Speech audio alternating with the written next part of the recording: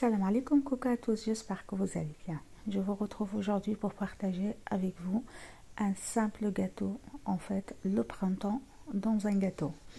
Donc j'espère que cette vidéo vous plaira. Donc pareil, j'ai déjà fait cuire ma génoise, je l'ai laissée refroidir complètement et je viens la couper avec vous comme vous voyez sur 5 parties. Je vais faire 5 disques. La génoise elle est assez haute, je vous mettrai son lien en barre d'informations. C'est un gâteau de 10-12 parts bien généreuse car le gâteau finalement à la fin il va être bien haut et il fera 15 cm d'épaisseur. Donc j'ai pris un gâteau qui fait 15 cm de diamètre et à la fin il fera 15 cm d'épaisseur. Et voilà, je découpe mes génoises, je les mets de côté, j'enlève toutes les miettes et je commence la préparation du fourrage. Il faut savoir, quand je sors mes génoises du four, j'éteins le four et je mets mon chocolat coupé en morceaux dans le four déjà éteint et la porte du four entrouverte. Et cette étape va me permettre de bien faire fondre le chocolat en une vingtaine de minutes sans la brûler. Donc ça m'arrive des fois quand je la fais fondre au micro-ondes, histoire pour faire vite en fait, et je me retrouve avec un chocolat brûlé. C'est ce que je fais moi maintenant. Je mets mon bol avec le chocolat dedans dans le four et le four il est éteint comme je vous ai dit et j'attends que le chocolat fond complètement.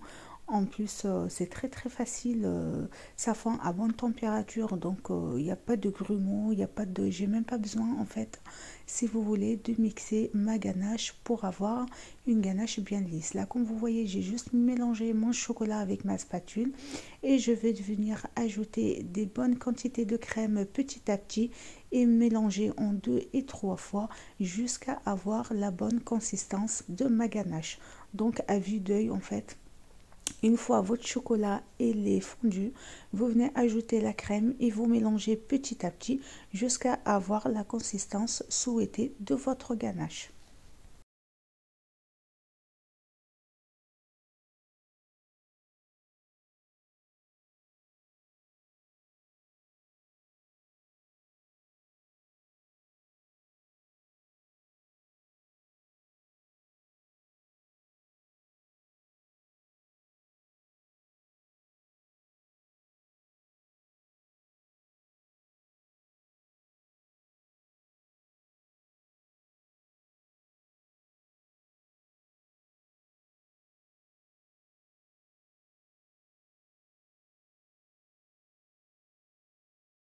Je prends le bol de mon KitchenAid et je viens faire une bonne chantilly mascarpone chocolatée. La quantité que je vous partage, c'est juste pour fourrer 2 gâteaux. Donc si vous voulez l'utiliser pour fourrer un seul gâteau, il faut diviser la quantité en 2. Là, comme vous voyez la ganache que j'ai préparée, j'ai versé le 3/4 de cette ganache dans le bol de mon Thermomix. De mon KitchenAid, pardon. Je suis venue ajouter 300 g de sucre en poudre et 300 g de crème liquide entière à laquelle je vais venir ajouter 1 kg de mascarpone et je vais venir mélanger le tout à l'aide du fouet pendant allez, 5 bonnes minutes vitesse 10.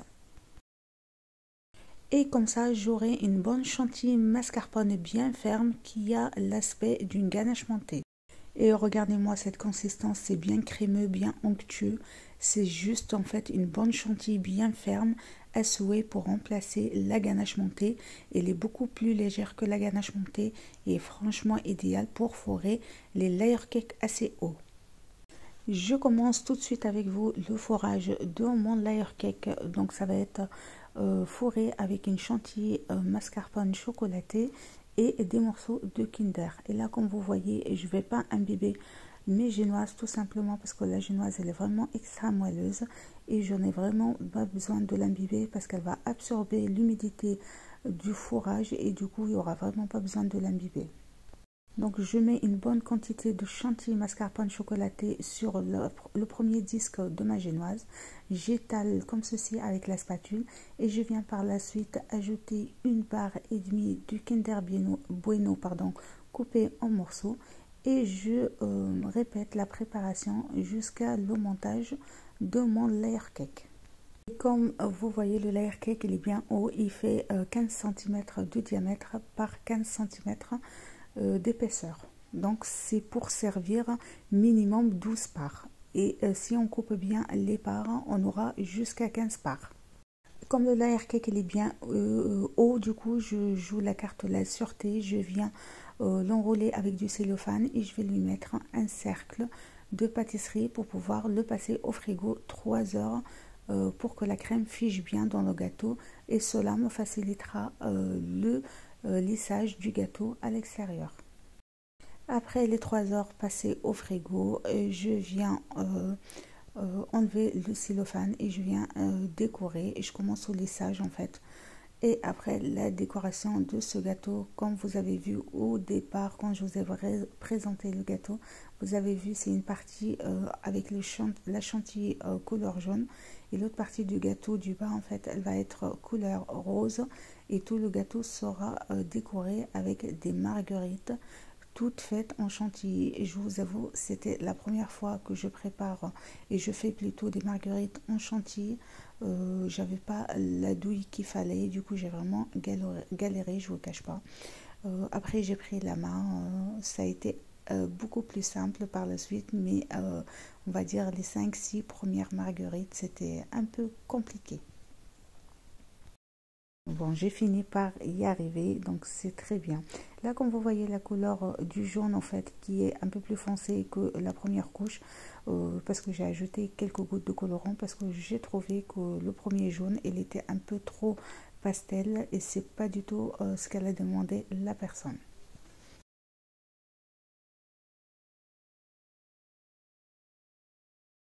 Après avoir bien lissé, je prends le restant de ma chantilly blanche. Je la mets dans une poche à douille avec une douille assez fine sous la forme qui se rapproche un peu plus à une goutte d'eau en fait, pour pouvoir faire la forme des pétales. Et je fais 5 pétales comme vous voyez sur la vidéo. Je fais ça à peu près tout autour et au-dessus du gâteau. Et après le restant de ma chantilly jaune, je viens faire une toute petite rosace au cœur de ces pétales pour faire le cœur de la marguerite. J'écris les prénoms des deux petites sœurs. Et ainsi j'aurai fini mon gâteau. J'espère que cette vidéo vous a plu et je vous dis à très vite pour d'autres vidéos. Bisous.